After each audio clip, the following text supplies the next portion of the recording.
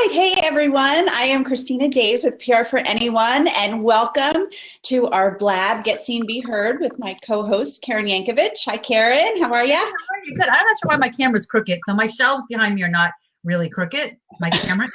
But we'll just watch you like this. Sorry. So we're so excited. We've got our friend Steve Olsher on today, and we'll bring him on chatting about all kinds of stuff here in a few minutes.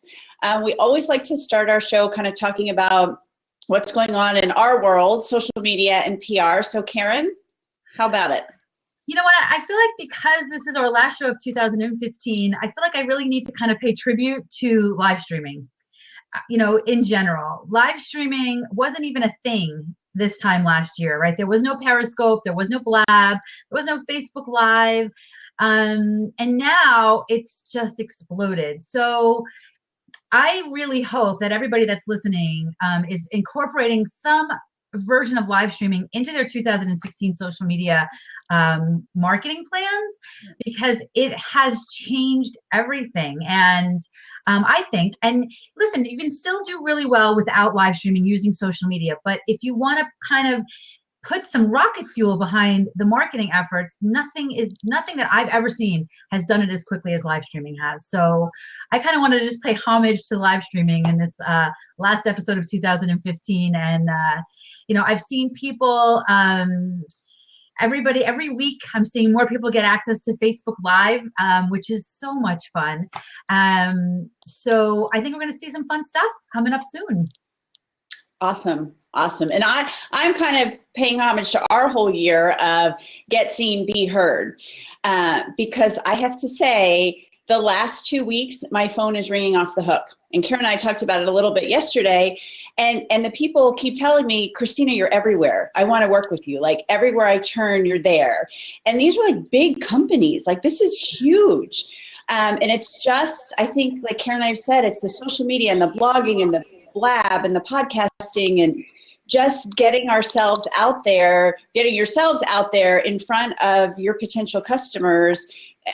I mean, we're walking the walk, and it's unbelievable. So keep getting seen and being heard, and definitely with the live stream. Oh my gosh, amazing. Yeah, cool. So Steve Olsher. True. You are definitely live streaming. Are you doing Facebook Live yet? Have you started doing that with your personal profile, or is that not on your radar yet? No, Facebook's just a fad. I mean, as far as I'm concerned, it's going away.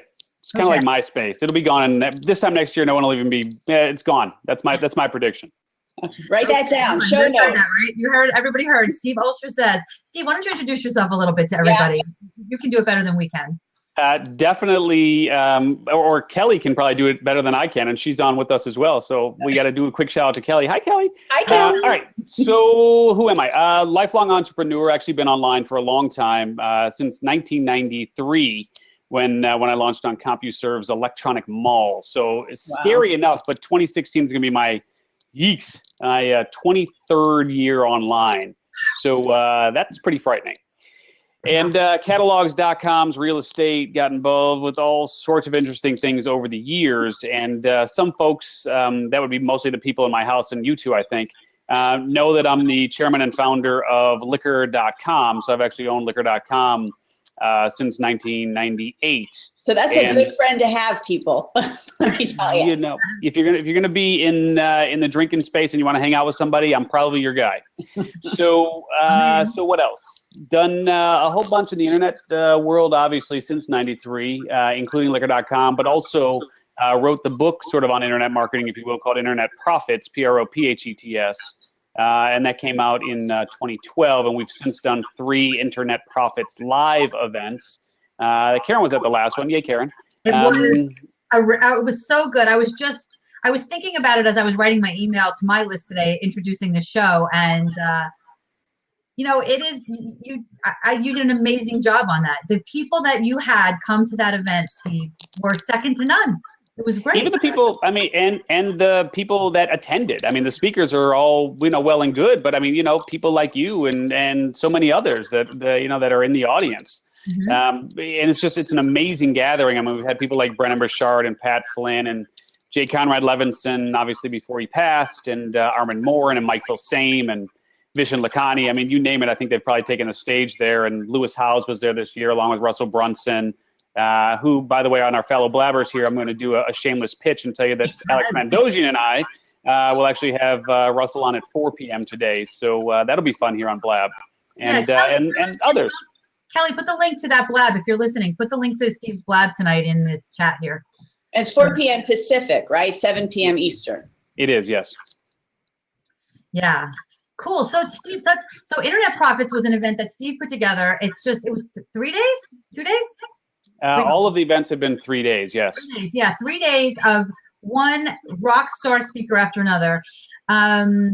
And I was lucky enough to be there last year. And, you know, I took the stage at one point on a panel. It was really, I made some really nice connections there, Steve. So I think you did a great job. Is there going to be an Internet Profits 2016? That is the question. Alex and I have got a fairly large event that we're doing in June. So maybe we'll do something in the fall. And I haven't visited the East Coast with it yet. So I'm thinking maybe East Coast this time. Cool. Yeah, that's what I told Karen. I know you had talked about that. I was supposed to go with Karen and threw my back out. So I watched the whole event while lying on the floor on the live stream. Literally, I did see it all. And it was so good. It really was. Especially from that vantage point. You probably had the best seat in the house. Yeah, cool. Do you want to talk about your June event, or are you? Well, yeah, tell us what you're doing with Alex, Steve. Tell us a little bit about that. Because that has a lot to do with Get Seen, Be Heard. Absolutely. And I'm excited for you guys. Well, thank you for that. I mean, and interestingly enough, Alex Mandossian, for those that aren't familiar, Alex was a speaker at the last Internet Profits Live, and he's been online for a very, very long time.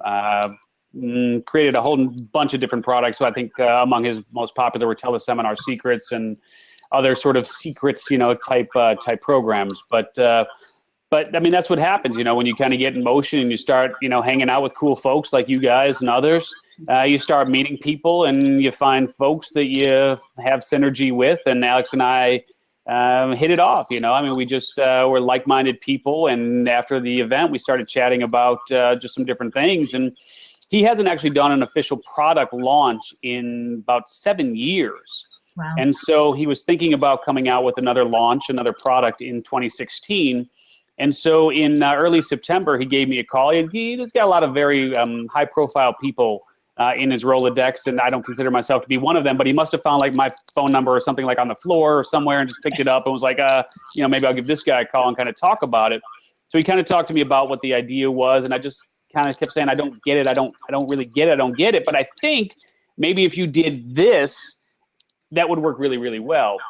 And so we talked about it. He really liked the idea. And then I sat on it for a couple of days and I was like, damn, that idea I gave him was like really good, like too good, right? So I called him up and I was just like, man, how would you feel about having a partner on that? And he had never even contemplated having a partner on it. But he kicked it around, did some vetting, and about 30 days later, Push Button Influence was born. So Push Button Influence is the name of the brand, the program, the training that we're releasing in March. We've actually got a beta group going through it right now. And by the way, if anyone is interested in joining the beta group before we launch, let me know and we can figure that out in terms of how to get you in. But we're going to launch officially in March. The event in June is the Push Button Influence Live Intensive. And that'll be June 23rd through the 25th. And it's going to be pretty cool because not only are we teaching aspiring influencers how to become influencers, but one of the awesome things about it is that we're actually going to connect aspiring influencers with people who actually are already influencers. So that'll be a big piece of the event as well. Cool. And I'll tell you, and when Alex called me, because he has become a mentor to me and told me this idea, and I was the same way. I emailed Steve. I'm like, oh my God, you gave him that idea? Like, that's so good. I wish I thought of it. And then I'm glad you guys are working together on it because it's a great concept that nobody's really come up with, kind of connecting the online world of media. Yeah. Listen, you should follow Steve, but you should also follow Alex. When Alex talks, I wish I had like a recorder every time. I know. He just, it's amazing. Steve, at your event, I think I bought 3 domain names while I was sitting there listening to him. You know what I mean? Like, he just talks in my head, goes, okay, I need to do that. Okay, I need to do this. And he just drops amazing, tips and tricks and things like that. So with your marketing mojo behind that, that's got to be pretty cool. It's got to be pretty good stuff. Yeah, and obviously, a lot of this will kind of catch its trajectory at the launch again, which is March 20th through April 6th, and that's the typical Jeff Walker product launch style release. And of course, if anybody is interested in participating with that, Christina, Karen, we can Alex talk already about. hooked me in. He already hooked you out, right? Are you doing we can marketing with that? Are you looking for affiliates for that round one? Or are you doing? You are. Absolutely. Yeah, we definitely absolutely.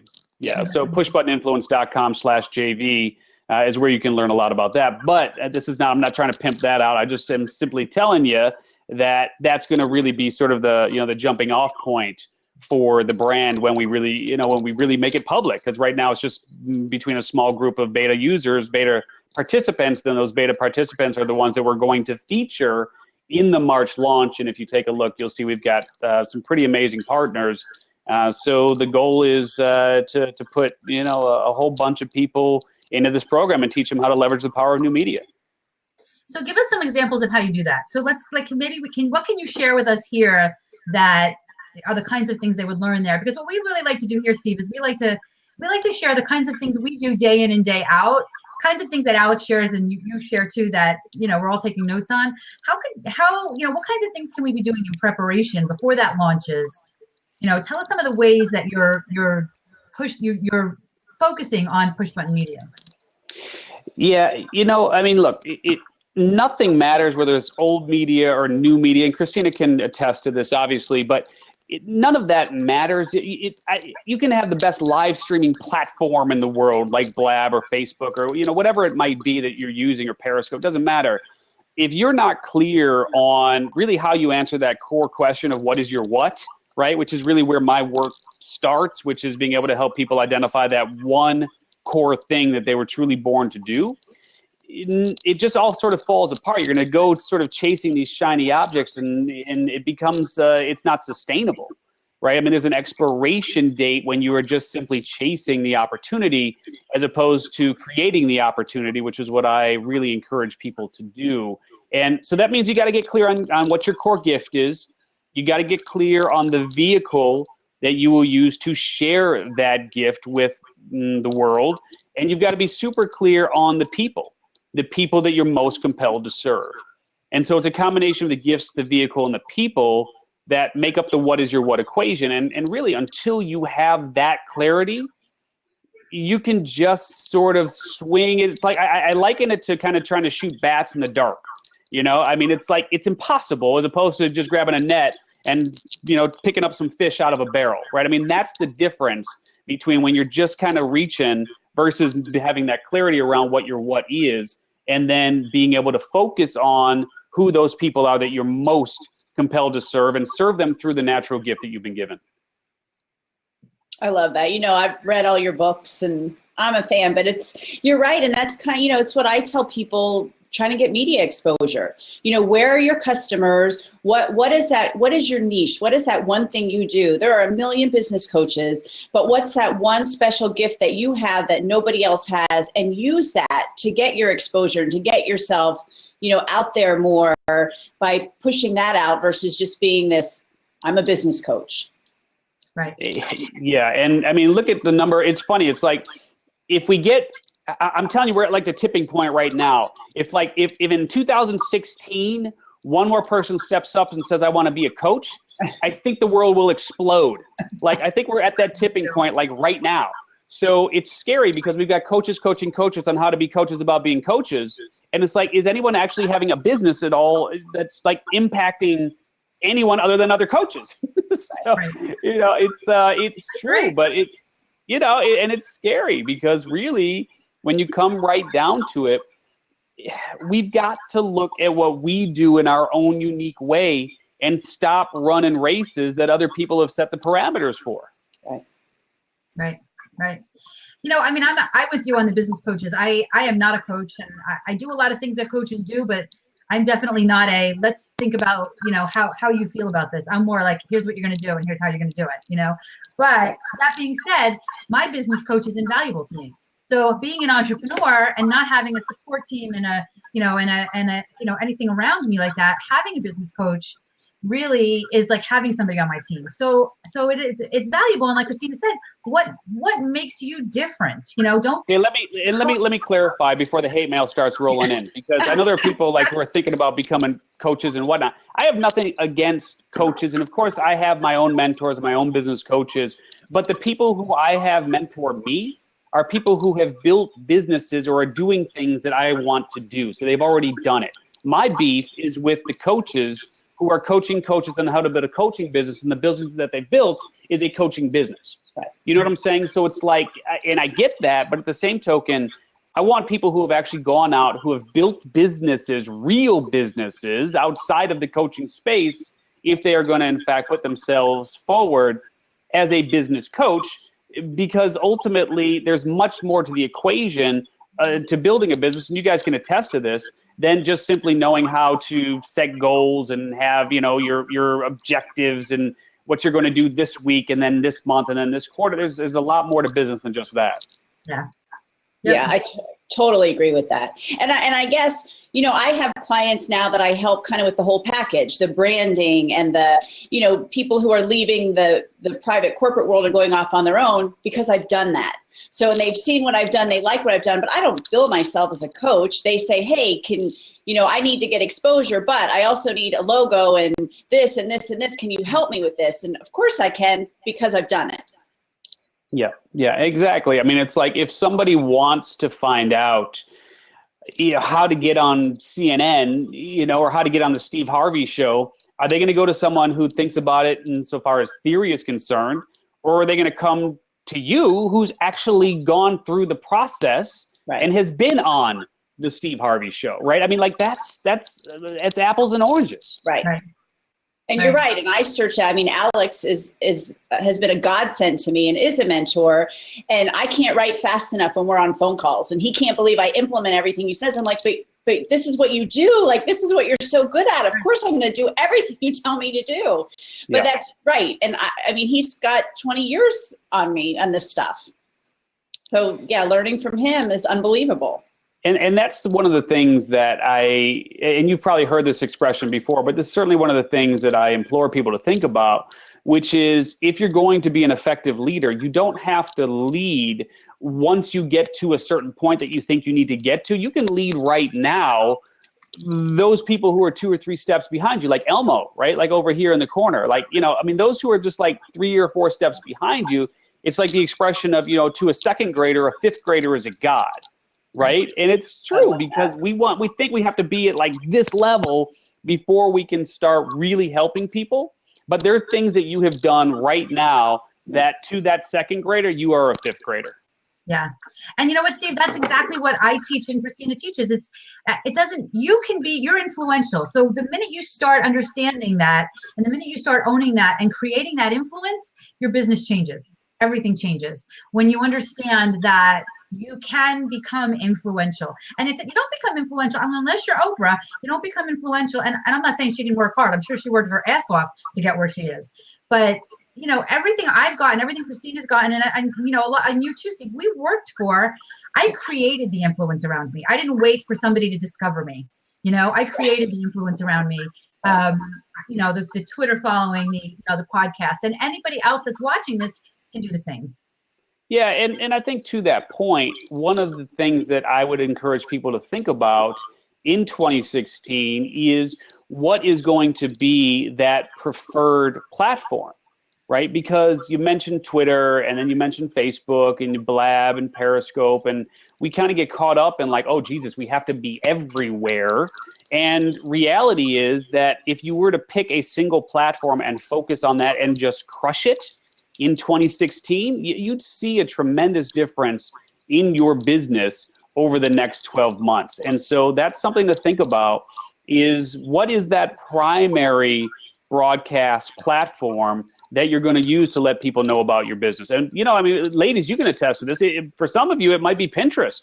Like Pinterest is a fantastic platform, especially because I know women, really gravitate towards it. So if your clients are primarily women, that might be the best platform for you, but it's a matter of choosing one and really going all in on that and before you expand outwards. That's my personal opinion. Did you read my email I sent out today?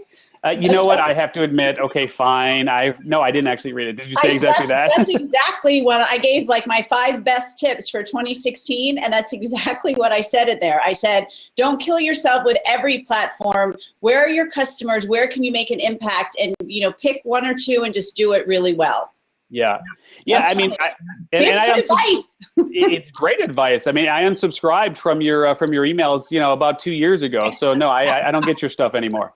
Well, I'm going to jump in here and just jokes. say that while I completely agree with you both, the reason that I pick LinkedIn to kind of hang my hat on is because I think that is the one exception to that rule. I think that if you're building influence, one of the most important things you need to do is take a look at what people are seeing when they research you online, when they put your name in the search engine. And you don't have to have 1 million Twitter followers. You don't have to have any of those things. But what you can do is take control of what they see on LinkedIn, and that's where you can tell the world how great you are. And that's why I hang my hat there. You don't have to, I don't care if I do care, but in theory, I don't care if you never use it to get another client. At least take the time to create a great profile so that you're grabbing that influence and owning it. And then from there, all the other stuff you do, I agree, pick one platform and do it really well, but pay attention to what people are finding when they do a search on your name, because we do search for people. And for me, it's more about your personal brand than it is about marketing. And Karen, one thing that's really important about that, having that good LinkedIn, and I tell people this all the time when you're looking for journalists, when you type in your name and you are on LinkedIn, that's one of the first things that comes up in Google. So if you have that good LinkedIn profile, that might be, when I look for journalists, that's the first thing I do, and I go right to their LinkedIn profile. Right. People say to me all the time, I want to be a speaker. How do I get speaker gigs? I go, well, does your LinkedIn profile say you're a speaker? No, because I haven't. Well, they tell people you're a speaker. Go right in there. And then when you, say, I mean, if you've spoken at your local Chamber of Commerce's pancake breakfast, you're a speaker. You're a speaker. So own it and share that. And that's how you start to build that influence by owning it. And then you can grow it from there. But Steve, I agree with you about the one platform, because there's so many things, blogging, these, a podcast, a blab show, Periscope. I'm not on everything, and I get, every time I get a so-and-so is following you on Pinterest email, I get like an, oh God. I wonder what it is. I haven't touched that account in 17 months. Right. And I teach social media, right? I'm happy to do your Pinterest account for you, but please don't look at mine. Yeah. And I mean, as far as speaking is concerned, I've been telling myself I'm an international keynote speaker for a long time, because when I go, to different places internationally, I'll talk to myself in the mirror no matter where I am, and that qualifies me, I think, as an international keynote speaker. Yeah. Oh, is that all I have to do? I'm going to go. That's all you have to do. Yes. I was in Canada recently. That's international, right? Just talk to yourself. You're an international keynote speaker. That's it. There you go. And you know what? That's what you've got, Steve, that a lot of people have to get, is that you've got that confidence in yourself. You're not making shit up, but you're owning it. Maybe fake it until you make it. Maybe fake it till you make it kind of thing. Maybe I'll give it that. But you're not making shit up and then not delivering. You're making sure you can deliver. Right. And that's really what it is. If you know you're have you listened? If you've listened recently to Reinvention Radio, you like all the shameless plugs here. But if you've listened recently to Reinvention Radio, then you'll see that for sure. I have nothing but confidence. As a matter of fact, like yesterday, I'm on a mission to get this book banned in our public school systems. I was just sitting here in the library. I'm at a friend's house because we're supposed to be back in San Diego, but we're delayed here in Chicago because we couldn't get out and we can't get a flight until the 31st. But I'm sitting here in my friend's house in their library. I picked up Huckleberry Finn, and I was just like, Jiminy, the N-word is like on every other page of this book. And we keep telling people that they need to read this in our high school. So I'm thinking in 2016, my crusade is I'm going to get Huckleberry Finn banned from the public school system. That's my plan. You're probably going to get a lot of publicity for that, Steve, because you're causing controversy, which is something we talked about last week. Exactly. Interesting. Good stuff. Good stuff. So does anybody want to jump in and join the conversation? Steve, in the meantime, I'd still love to hear. So you're going to keep doing Reinvention Radio, and now you and Alex are starting a new weekly show. Is tonight the first episode? It is, yeah. So Push Button Influence, and the tagline on that is Broadcast Your Brilliance. It is in our way of thinking, it is going to be just a game-changing show here that we're going to do once a week, where we bring on just the absolute best of the best, top of the food chain type folk. I mean, we've got Russell Brunson on this week, and Johnny Lee Dumas coming on next week, and then we've got other folks that well. And that's the purpose of the show, is to really get the inside scoop on their journey and how they got to the point of having push button influence, because, it all starts with one step. And I think a lot of us forget about these guys didn't get there. I mean, it took them a long time to get there, and some of us just look at it and they go, they're overnight, it's an easy thing. But there's been a lot of struggles, and there's been a lot of steps along that path. And so that's a big part of what we're going to be focusing on, are the steps in that journey, and then help people with the tips and tools and strategies and shortcuts and resources that they can use right now to attain their own level of push button influence. So yeah, that's definitely on the radar, and obviously with the launch coming in March, quite a bit around that. But we still got the liquor.com stuff going. I mean, we've got a team out of San Francisco that's doing their work there. And if you haven't checked that out, check that out. We're doing some pretty interesting things. We've got about 1.6 million on the email subscriber list now, and about 36 odd million uniques to the site.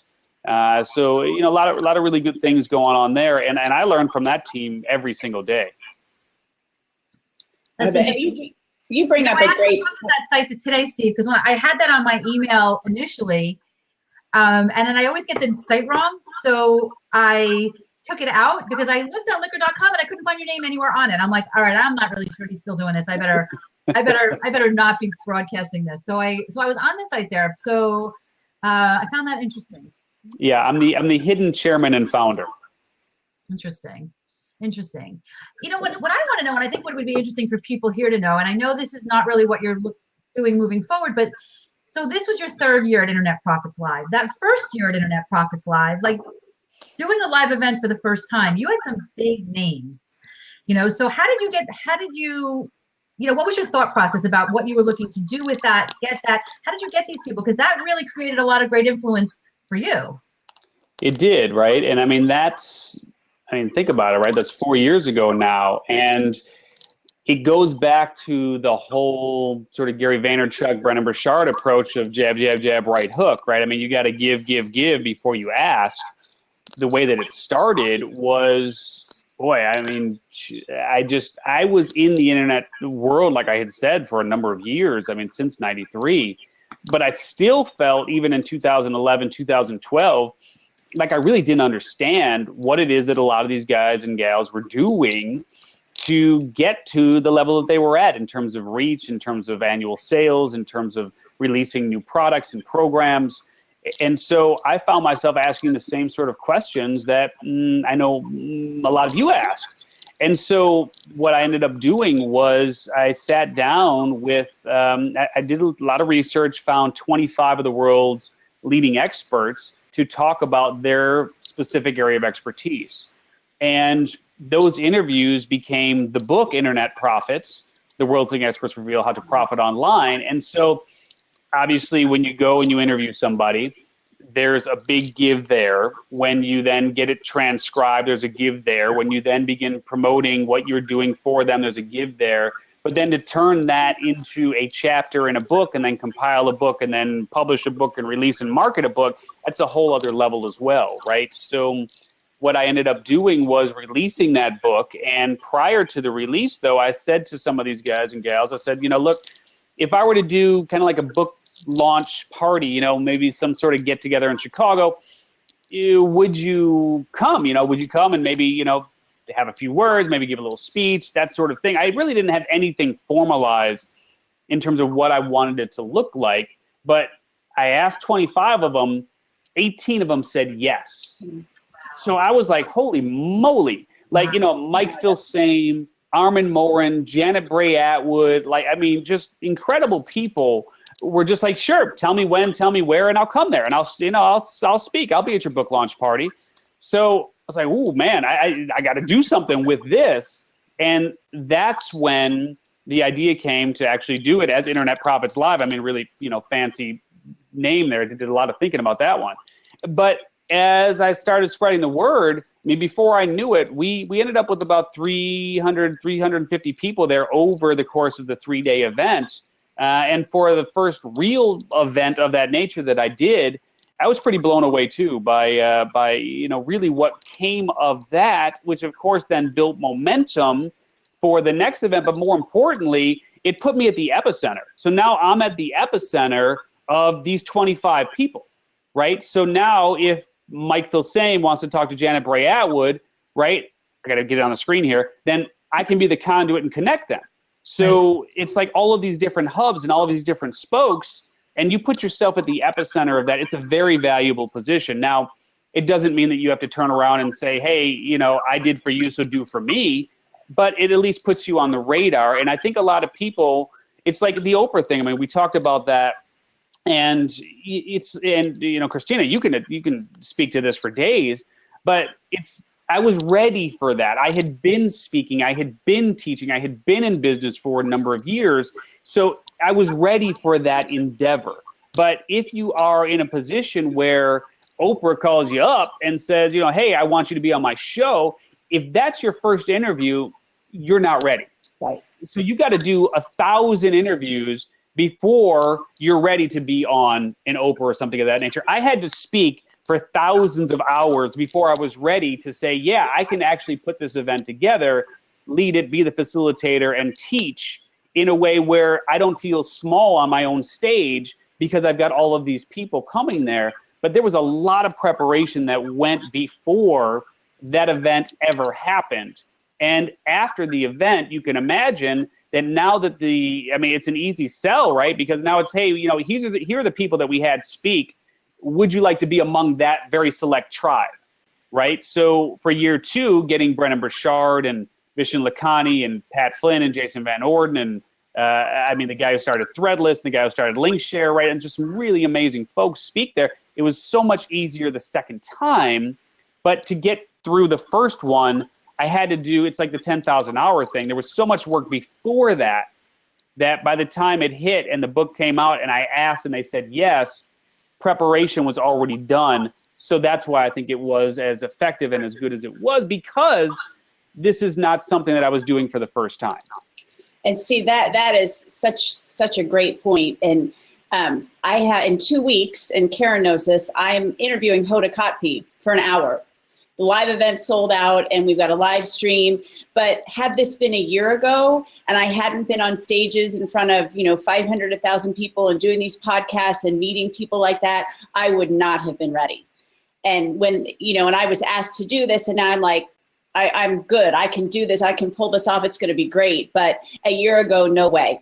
So there's a lot to be said for taking yourself to that level, being prepared for it. Absolutely. Yeah, and I think, let me throw this out as well, Karen, which is big audiences, this is a tweetable, so get your tweet ready. Big audiences start out as small audiences. And that's the way it works. Because a lot of people just want to get on stage in front of 200, 300, 500, 1,000 people. I've done events where there's 3 people there. Right. And those, and sometimes the smaller crowd can really help you polish your game in ways that a bigger crowd can't. Yeah. Because you can ask for feedback. You can ask people, hey, we just did this 10 minutes ago. Was that even worth doing? Right? I mean, it's like a completely different dynamic when you have a small crowd, and all that does is polishes the stone for when you have the opportunity to speak in front of more people or teach more people or whatever it might be down the line. So don't be afraid. I mean, you talked about the pancake breakfast thing. Don't be afraid to go out and put your message in front of 6 people. I mean, it's like there's 19 people on here right now. There's 82 people that have been through this, and who knows how many people will watch the replay. But is it valuable for me to do this? Is it valuable for you guys to do this? Of course, because all this does is continues the sharpening of the saw. I mean, you go back to, the Stephen Covey rules, right? I mean, that's one of the tenets of the 7 habits of the highly successful people. You keep sharpening the blade. Right. And what's important I know a lot of people that listen to this show or here, a lot of them are looking to see, how do I get there? And I love that. And we alluded to this a little bit earlier. It took us 10 years it took you 10 years to become an overnight success, so it is not, all of that legwork, it may not feel like it's paying off at the time, but it does pay off. Every time you speak, like you said, you're sharpening that saw. And I'll still speak like I do. I've got a lot of friends locally and Chamber of Commerce things. And if they ask me, I'll still come and do it because they have friends who have friends who have friends who have friends. Right. And I'll do it because I don't always do it. I'm not going to do it in all cases, but it's valuable. It's valuable to me, especially if I've got a new talk I want to give. I'll start to test out a new talk on some of my local audiences. Yeah, super smart. Yeah, super smart. And, reality is that when you are just starting out, there's probably people on right now who are at work watching this and thinking about how they want to make the jump to being a solopreneur or whatever that jump might be, where they cut the rope. My personal philosophy is don't cut the rope, right? Because you have to go out on your own is scary, it's expensive, and there's no guarantee that it's going to work. So what I believe, and I teach people to do wholeheartedly, is don't cut the rope until enough of your income is derived from what it is that you really want to be doing. In other words, think about it like a recipe mixture, right? I mean, if you're at work right now and you're getting a paycheck, cool, right? I mean, it's all good. 100% of your income is probably derived from what it is that you may not necessarily want to be doing, but you're doing it, you're getting paid, you put food on the table, you put the roof over the head, right? So in the off hours, there's a lot of hours in the day. I mean, have you watched the whole series of Breaking Bad? Have you watched the whole series of The Walking Dead? Have you watched the whole series of, Game of Thrones? It's like, you think about all of these hours and endless hours that you have spent. Those are not invested hours. Those are hours you have spent. There's only 2 ways to use your time. You can spend your time or you can invest your time, right? Most of us look at those off hours as time where we can spend. It's like we have to decompress. And we just have to get rid of all the crap that we got, in front of us and into our system throughout that day. So we have to decompress so we can deal with it again tomorrow, right? And so 100% of your income is derived from what you don't want to do.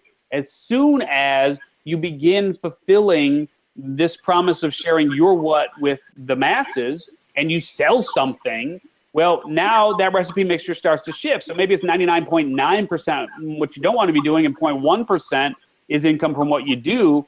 And as soon as it starts moving to 90-10, 80-20, 70-30, 60-40, etc., you'll know when it's okay to cut that rope. But don't cut that rope until you have the money that you need from what it is that you truly want to be doing to offset the money that you're making now doing what you don't.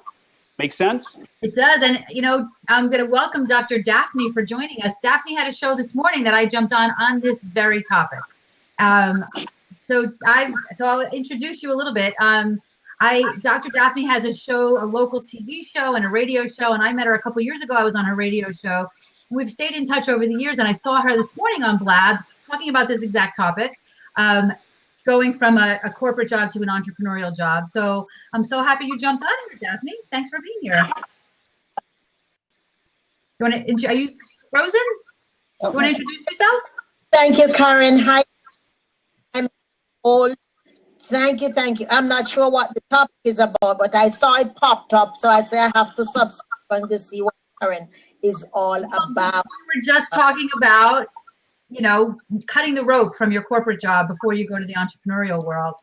So, yes. Yes. As you can see, I changed. When I was on Daphne's show this morning, I had just come from yoga, so I was like, my hair was a mess. I was in sweats, and so I'm showered and changed, makeup. These platforms are. Yeah. The thing, once your personal brand is solid, you don't have to worry whether or not you have turned up in yoga clothes or regular attire. I suppose. Solid current. So nobody saw what you were wearing, but they listened to what you were saying to touch their author. So I want to hold for not what he said. There was a lot of affirmations that came out because, you know, Karen, I have my local cable TV show for this is going to be 7 years. And I'm on the podcast for 7 years. And now here I am, utilizing Bob and Periscope. And everybody said to me, oh, you keep giving, you just keep giving. So now to walk in just at the time when he was mentioning about being ready.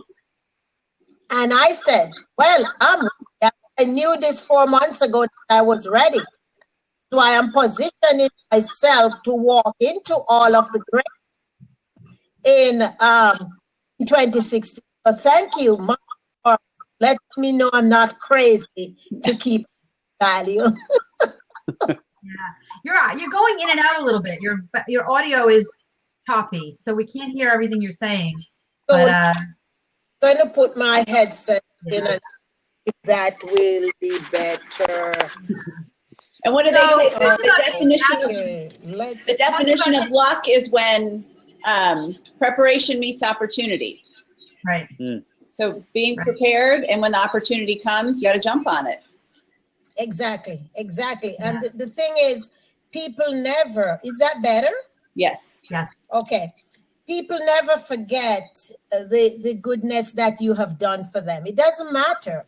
I tell people all the time, keep gardening, keep planting gardens, because nothing says that you'll be around to harvest.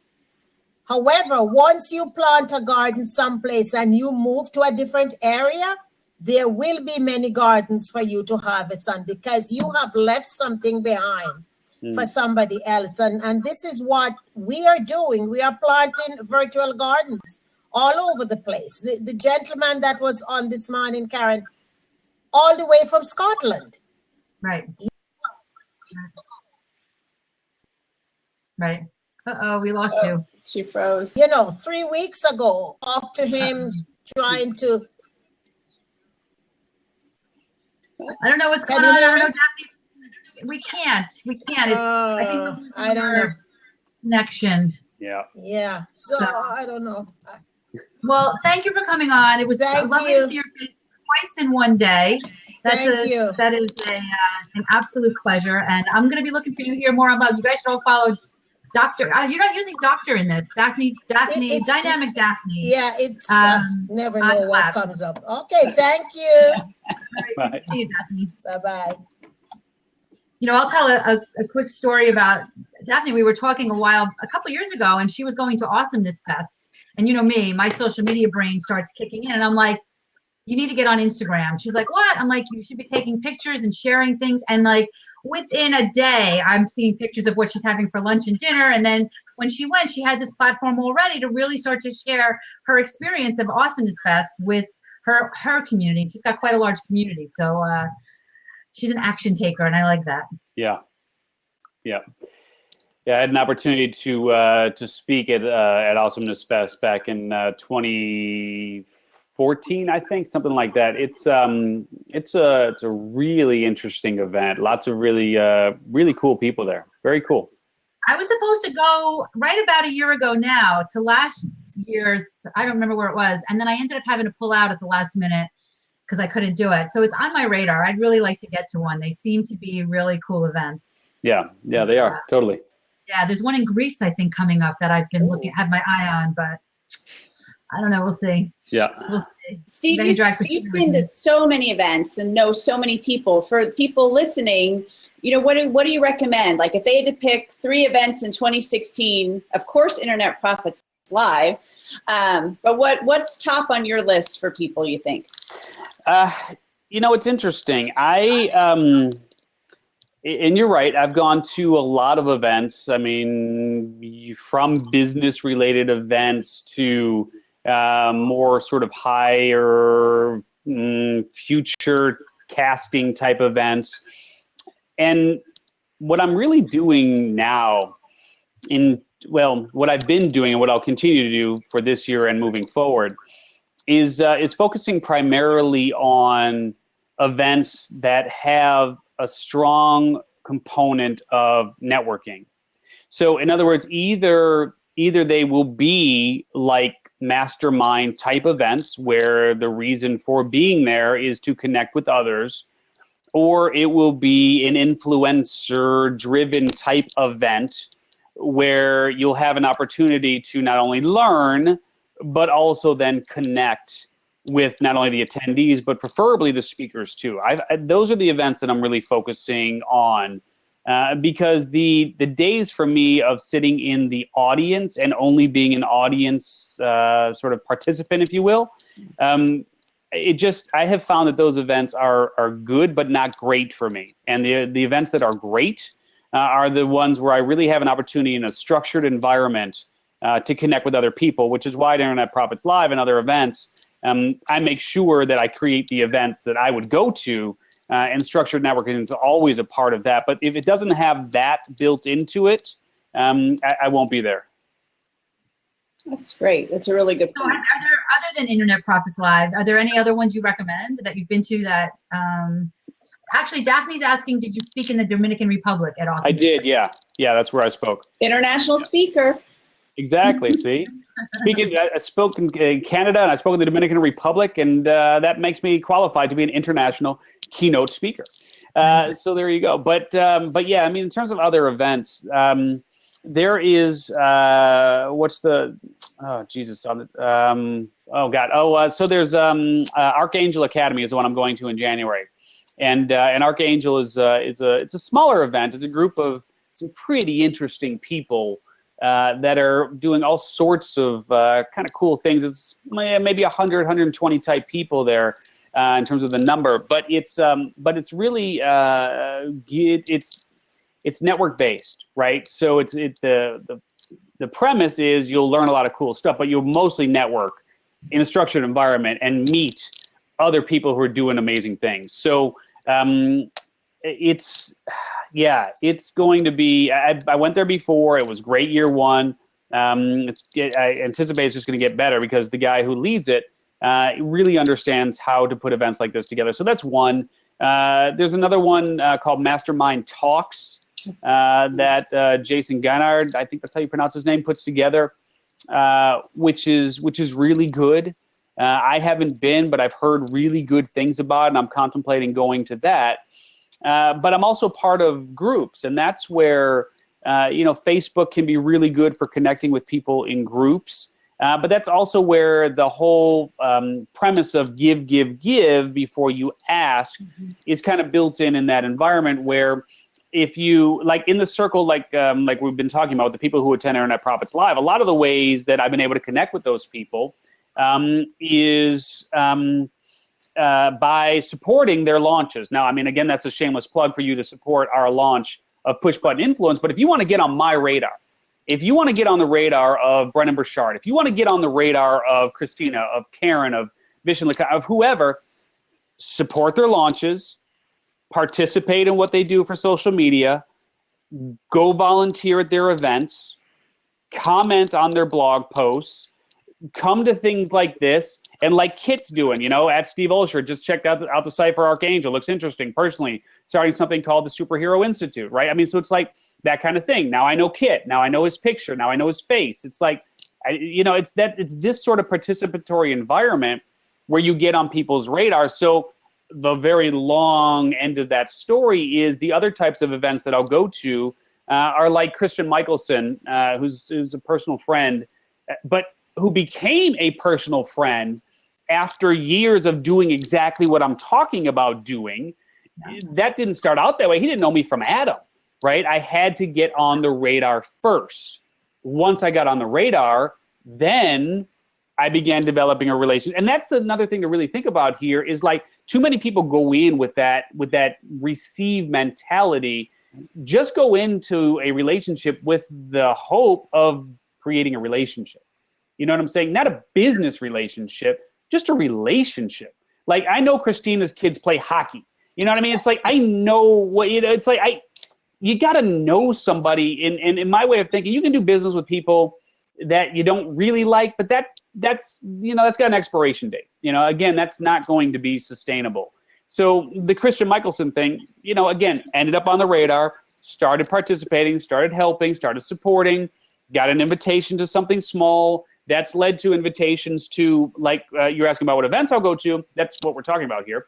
I'll go to a mastermind that he's doing in San Diego, which is a 2-day mastermind. It's a lot easier for me to go there now because I live in San Diego now. But, people like Lisa Sasevich, people like Ted McGrath and Rich Gurman and, so many others will be there. And those are really highly influential people. But now I'm in that circle, right? So now it's just getting together. It's friends. And, of course, when you can, you help one another, because who are you more prone to help? If you've got 2 phone calls, you got 2 calls at the same time, and one's from somebody who has, been kind, been supportive, and helped you along the way, and they're stranded on a street somewhere and they need your help. Are you going to go to them or somebody who you haven't talked to for 4 years and just is picking up the phone because they need help? You know what I mean? Whose car are you going to go rescue? Well, I like the point that you made about the 100 people event, because I'm right in there with you. I like that size event. You get to know a lot of the people. You get to know them, especially if it's a multi-day event. Even as a speaker, I like to speak to that size because I can kind of interact with the room a little better. Yeah, for my media kit, it looks great when I have pictures in front of a huge room. But for what makes my heart sing and what makes my business grow is when I can make connections when I speak, not just speak. So I love that size, 100, 200, or even 50. That's a room that I'll get to know a few people in that room by the end of the event. And I think that gets overlooked sometimes, especially as a speaker. Those 50 rooms, those 50 people rooms are sometimes the most powerful rooms to speak to. Yeah, for sure. And reality is it's the same thing with your local market. A lot of people want to be that international keynote speaker and want to be the TED talker or whatever it might be. You have a long way to go, probably within about 3 miles of your front door, going in either direction. If you can just be that person in that 3-mile vicinity, you'd be amazed what can happen. And we forget about the power of just really just crushing it on our own home turf first before we even look at going anywhere else. Right. We've talked about that. I started speaking my first, and I was a nervous wreck, but it was a small women's luncheon through my Chamber of Commerce. And, 15, 20 women, and it just kind of grew from there to where last year I was one of the big speakers for my chamber, but just that was my give back. But yeah, you're local, and there's a lot of business to be done locally. Tons. Yeah, for sure. And I'm just typing to Daphne here, but yeah, it's amazing how if you can establish yourself as that go-to person, like let's say, Karen, you were talking earlier about LinkedIn. If you become that LinkedIn person for those in your community, well, not only are you going to have a really flourishing business, because assuming you're in a decent sized market, even if it's a mid-sized market, whatever, you're going to have a pretty darn flourishing business. But then, of course, what happens? What happens is people know people. And they then introduce you to those who they know, and it grows from there. It's like Deepak Chopra, right? Let's go way back to the 70s. When Deepak Chopra started in this whole sort of, I'm going to talk about meditation and this whole woo-woo, flowery kind of spiritual side of the equation. To a lot of people, it was a nut job. Who is this crazy Indian talking about, this, that, and the other? And he got laughed out of a lot of rooms because he was just in this very small little market. But the people who gravitated towards him were the people who resonated with that messaging, who resonated with those teachings. And so he became very powerful, very strong, very connected in that very small community. But then as they began telling people who began telling people who began telling people, now his name grows, his business grows, and now he can teach anything he wants because he's Deepak Chopra. But when he first started out, there was a very small group of people that would gravitate towards that type of work. Right. And he had the confidence in himself to just go with it. right? You need to have confidence to kind of be that stand out from the crowd person. I think and someone's talking about how Oprah really helped push him. And you're right, Robin. I mean, she absolutely did. But think about when Oprah was in her, really in her prime years. Deepak was already in the game for 20 years before Oprah even got to him, right? Or probably even longer.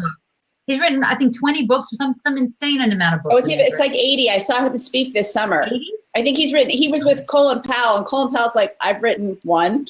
You've written 80? Yeah. But I got to tell you, when push comes to shove and national security is on the line, I'm going to go with Colin Powell long before I'm going with Deepak. Definitely. I'm with you on that. Well, that's why we all do things like this, Steve, too, right? Like your radio show this evening and on Reinvention Radio and this show, these are our give back things, right? Like when I work one-on-one with people, it's a very intensive service. It's not inexpensive. So I like to be able to, the more people I can help on the giving it to people, the better that business becomes, the one-on-one business, right? The actual corporate business that I have. So that's why we do these kinds of things, because I'm not making money from this, but all of this leads to me getting the clients that support my business and support my life. Yeah, but that's making the assumption that you have the back end, right? And so that's where a lot of people get it wrong and this is one of the things, Christina, that I know you can speak to as well, because this is what Alex preaches, right? I mean, he preaches start with the offer first. So, that's funny. Solo just gave you a nice little compliment there about the back end. But so it's like, when you think about starting with the offer first, right, and then moving backwards, it's a whole different game. See, the thing is, most folks will want to start a Blab channel or start a Periscope channel or get on Facebook or on Twitter or LinkedIn. I mean, you name it. They want to get into the game, but then they've got nowhere for someone to go. It's like handing someone the keys to a car and you don't have a car. And Alex Mandozian is who I'm talking about, Daphne. He's my business partner. And so, it's like, okay, that's well and good. You handed me the keys, but I've got nothing. I can't go anywhere. I can't do anything with it. So unless you have products, unless you have services, unless you have something already built so that when people find you, like if somebody finds Karen, they're like, oh man, this is great. Like I really enjoyed this interview. I really enjoyed this conversation. Got me thinking about what I want to do in 2016. Maybe Karen can help me. If Karen doesn't have a website that's clear, if Karen doesn't have a product or service to sell, all of this is for naught, right? And so a lot of people are doing it backwards. My recommendation is start with the back end first and then move into this type of environment. Otherwise, you're not ready. Right. And Steve, we sort of met at Brendan Bouchard's event. We connected through the Facebook group, and I was just starting out, and here was someone, you were in 5th grade, I was in 3rd grade, and I said, hey, can I ask you some questions? You became a great mentor to me, just how to kind of learn how to do all of this. And, here we are years later, friends, we know about. No, we're not friends. Oh. Okay, we were friends. We were friends. No, we're not friends anymore.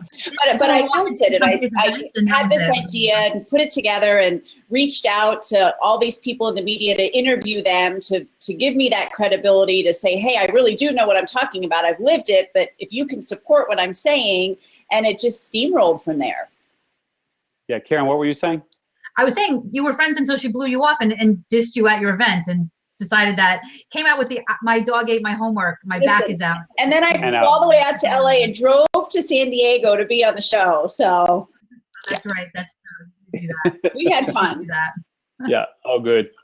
And, and I think to Beretta's point, it's who's saying we all have something we've done for many years and have developed very good skills that can be taught, shared with many. The question is, what are one's best ways to be known besides, Oprah, et cetera? I mean, here's the thing, right, is what I'm getting out of that comment more than anything else is the lesson that I learned when I was contemplating opening up my own nightclub I was 19. I was 19 years of age when I was contemplating opening up my own nightclub. Now, I DJ'd for a number of years. I had a pretty good following. I thought that it would make sense to open a club because I thought they would come to the club if I opened it. But of course, at 19, think back when you were 19, what your life was like. Christina, look at your kids, like Karen said, it's like, you think about what you were like at 19, it's like, man, looking back on that, I don't know what the hell I was thinking. But I thought I had something good. I thought because I was 19, it would have to be a non-alcoholic club. So knowing that the teenagers didn't have a lot to do, we could cater to the teenagers early, like maybe 8 to 11:30, and then we'd clean up, close, and then reopen at midnight and stay open as long as we wanted because we didn't serve booze, to 4 or 5, 6 in the morning, whatever, for those 18 and over. And I thought it was a really good idea. Talking to a mentor of mine at the time, I was going over this, this plan with him. And he's like, I think it sounds really good. Why don't you want to do it? And I said, well, I think I want to do it, but look, I'm afraid of looking bad. I'm afraid of losing money. I'm afraid of not being able to recover. All the excuses that we throw out in terms of what paralyzes us from doing things. And he said to me, something I'll never forget. It's like we had this conversation yesterday, but basically he asked me, well, what are you doing for money now? And I told him, I was DJing, but I was also waiting tables and I was pumping gas and I was doing whatever I had to do to make those ends meet. And what he said was just, it was absolutely so profound, so brilliant, and so simple at the same time that it's really become my mantra ever since when I'm looking at new, larger than me type opportunities and businesses. He said, look, man, if things don't work out with the club, you can always go back to pumping gas. And it was like one of those things that just kind of like, it lifted the burden off of my shoulders of taking that risk. And so to Beretta's point, you have something right now that you can fall back on. If push comes to shove and you've got to put food on the table, you've got to keep the roof over your head, you can wait tables, you can put, merchandise on retail shelves, you can pump gas, you can clean toilets, whatever it might be. You have some skill that you've acquired that you can fall back on. And that, in my mind, means you can always go back to pumping gas. And so the question is, what have you learned across, sort of this whole, process, this whole path of, where you started, where you are now, that you can really hang your hat on and teach people who are 2 or 3 or 4 or 5 steps behind you. And if things don't work out with teaching what that is, or building a business around that, what that is, or creating something entirely new, you can always go back. It's like when you go to 5th grade, think about how easy the 3rd grade tests would be, right? It's like when you go to high school, those tests that you took in 6th, 7th, and 8th grade, you look back on those and you go, Jesus, those were so ridiculously simple. But at the time, it was like life or death for you. So you can always go back to that 6th, that 7th, that 8th grade test and ace it. You know what I mean? Yeah, absolutely. Absolutely. And I agree with you. And I never really worry about that. I always figure I can pay the bills somehow. Not really worried about paying the bills. There's always something I can do. So I agree with you. So Henry is jumping in. Henry, we're about to wrap this up. Do you want to come on and say hi real quick? But we're really wrapping this up in a minute. So we'll see if we can see Henry for a second and then we got to wrap up. Although we don't see you. Do you have a camera, Henry? Talk Unique Designs. Here he comes. Here he is. Can you hear me? Yeah. Hey, Henry. I don't know what you're looking at. What's up, guys? Hey, Steve, listening. What's that? We're over here. Yeah, look at the other camera. This one. Steve, real quick, been listening to you for a while, bud. You're doing awesome stuff, man. Congrats. You can't say you've been listening to me and it's great, and then you throw a but. You can't start out with a great sentence and then say but and then continue. That doesn't work. Let's start over. Go ahead, start over. You're awesome. You're awesome. Hey, let me put my screen over here real quick. You guys are doing amazing stuff. I'm pretty new to this blab stuff, so I wanted to just jump in real quick to kind of get my feet wet with it. But these 2 amazing women have been doing some really awesome stuff lately, and I'm so happy to be working with them on some other things and listening to you, Steve.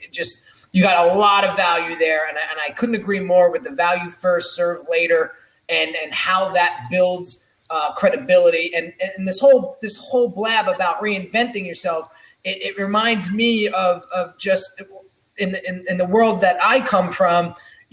Credibility is everything, and you have to look the part if you want to charge the part. And I always talk to clients about that when I say, reinventing yourself means you really have to come out strong, and you really have to come out there and look the part, charge the part, because people will come to you for the authority. And eventually you will be the expert, like you were saying before. Once they acknowledge you as the expert, it's a game changer, right? So I just wanted to add on. It wasn't a but I wanted to add on to what you were saying before. Once you get to that status, it's game over. But listen, guys, I'm going to jump. Thanks, Henry. Enjoy the rest of your day, and keep up the great work. All right. Great chatting. Thanks, man. All right, so we try to keep these at an hour. The funny thing is we always lose Karen at the end, so I'm going to wrap up for us like I always do. She turns into a pumpkin? What happens at half past? The computer just always dies at least once throughout the show, and it's usually at the end. They have plugs. Like, she can plug it in. They make those things now, I've heard. Well, I'll tell her. Send her a link. So real quickly, our next Blab is January 7th, and we have my dear friend Donna Wardalick, who's in the marketing department at Virginia Tech. I went down to speak to her students and watched this video she did about your social footprint, and it's unbelievable what just one tweet or one Facebook post, how it just goes to millions in no time at all. Oh, Karen's back. So that's January 7th at 2:30. And Steve, let everyone know, all this push button influence, how they can reach you, how they can connect with you, because we want to make sure, because what you guys are doing is awesome. Thanks. Yeah, I'll just throw a few things in here, but there's the basic, the main site for me is steveolsher.com. Certainly the best place to start to get to know me a little bit better. And if I haven't lost you by the end of page 1, then we should probably keep chatting. But steveolsher.com, reinventionradio.com, definitely check out those episodes there. And if you can stand more than one of those episodes, then we're probably a fit and go back to steveolsher.com. But you can go there, and then what we had talked about as far as the project with Alex is Push Button Influence. So pushbuttoninfluence.com is the program, the brand, the training that Alex Mandozian and I are launching in March. So those are the 3 best places: Steve Olsher, Reinvention Radio, and Push Button Influence. Appreciate you having me on, guys. Fun. I want to say one quick thing. We talked about relationships here, and I dropped out for a second, so I didn't see when Henry left. But Christina, I don't even remember how I met. I heard Christina on a podcast. She introduced me to Steve, who introduced me to ClickFunnels. I just hired Henry to pimp out my ClickFunnels funnel, who also was introduced to me by Christina. So it's like, if I didn't know all of you people, which, by the way, the ClickFunnels makes me money. It funds to be the business and allows me to hang out and do things like this on a Wednesday afternoon. So the relationships, that just watching those 4 faces on there was an interesting moment for me. Like, wow, this all is like a little puzzle that all kind of had to be doing what I'm doing with Henry right now. So, and it's all about the relationships. So it's pretty powerful stuff. So thank you guys all for being here today. Thank you, Steve, for being here today. Steve. I'm gonna try. Thanks for having me. Happy holidays, y'all. Have a happy New Year, everyone. Thanks for joining us today on our Blab series, Get Seen, Be Heard. If you've missed any episodes, you can always find us at www.getseenbeheardtv.com/YouTube. Make sure to subscribe to our YouTube channel, and you'll always be notified when we upload a new episode. We work together with clients, helping them combine social media and PR to get more customers and grow their business. If that sounds like something you'd like to learn more about, visit us at www.soartoprofit.com. We have regular workshops where we combine our expertise and show you how to use social media and publicity to get seen and be heard. See you next week.